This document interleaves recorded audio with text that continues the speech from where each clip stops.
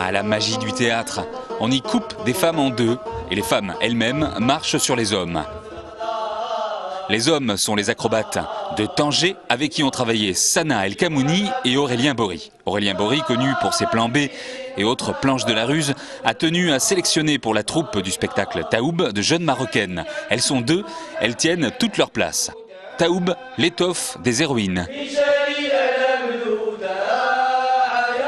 Taoub, en fait, c'est un mot arabe qui veut dire tissu. Donc Aurélien, il avait choisi ce titre pour le spectacle pour plusieurs raisons. Bon, d'abord, il est arrivé à Tanger, il ne connaissait pas forcément cette culture, il connaissait l'acrobatie marocaine, mais il n'a jamais vu une famille d'acrobates de près. Donc c'est vrai que culturellement parlant, il a vraiment plongé dans la culture locale, et c'est là où il a découvert quand même qu'il y a une vraie tradition de tissu au Maroc. Et aussi, dans le groupe qu'on a constitué avec Aurélien, il y avait une famille d'acrobates qui sont acrobates depuis 7 générations. Et c'est vrai qu'il y avait cette notion aussi de tissu familial qui était très présente. Ouais, c'était histoire de faire un spectacle aussi avec des bouts de tissu. Hein. Ce qui me plaisait, c'était de composer, de travailler avec un seul accessoire. Donc il y avait toujours cette idée de travailler à partir d'un décor accessoire, d'un décor qui soit le partenaire de l'acteur.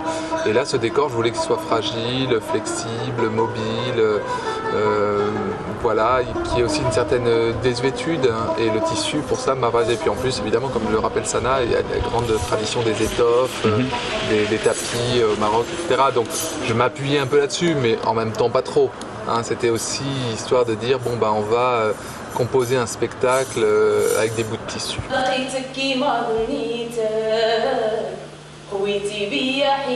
Tanger, moi je connais Tanger par les écrits de, je sais pas, de Jack Kerouac ou de Paul Bowles ou d'autres personnes comme ça, ou Jean Genet peut-être avec son funambule, mais je ne savais pas qu'il y avait des acrobates traditionnellement. Nous non plus. On l'a découvert effectivement. Vous l'avez découvert ensemble.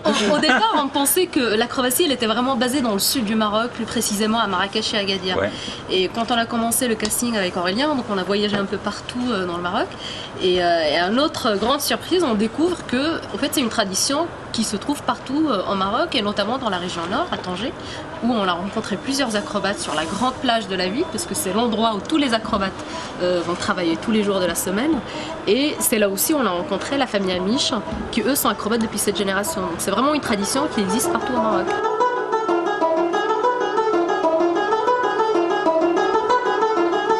Au moment où Sana me propose le projet, son analyse était la suivante. Il existe beaucoup d'acrobates au Maroc, mais il n'existe pas de création.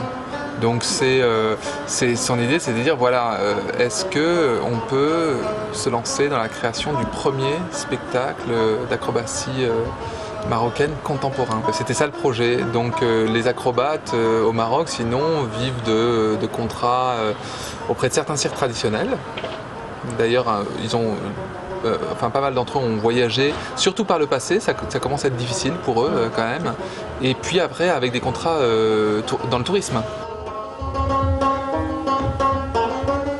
Je m'appuie beaucoup sur leur savoir-faire, je me suis beaucoup appuyé sur leurs acrobaties, mais en même temps, vraiment, c'était créer quelque chose de spécifique qui m'intéressait, spécifique avec dans le sujet du spectacle. Donc c'était vraiment la recherche qui a dominé toute la création. Hein. Je voulais pas changer les costumes et changer le maquillage, quoi. C'était vraiment de découvrir aussi, enfin de leur faire découvrir aussi une démarche de création. Pour eux, c'était une vraie première. Ils n'avaient pas du tout eu l'occasion par le passé de travailler sur un projet comme ça. Ils étaient dans la culture du mimétisme, hein, d'une forme qui se répète à l'infini. Et là, l'idée, c'était de faire quelque chose d'autre. Et puis de tirer ce projet complètement du côté du théâtre et de ne pas rester ancré dans l'acrobatie. Ça a été une vraie rencontre. Qui nous a aussi, Sana et moi, très surpris. Donc ça a été dans les deux sens.